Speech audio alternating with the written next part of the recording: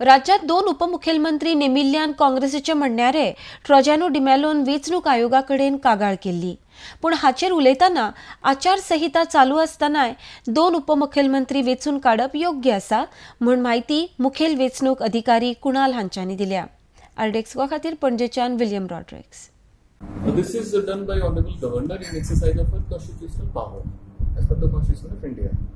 That is very well within her right to do it.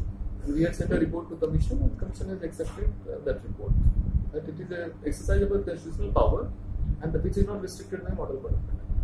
Yeah. So the complaint has been Filed. Filed means disposed. Approved. Yeah. Sorry. Disposed. Filed means like no action is required on that. Yeah, no action required. The appointment is legitimate. Legitimate. MCC talks about new appointment in the government, and that government formation is a different thing. It's under Constitution of India. But the post of Deputy Chief Minister is not a constitutional post.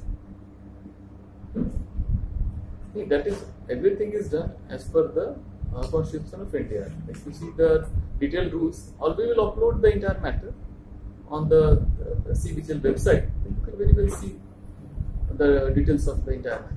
Sir ये कैसे operate हो रहे हैं?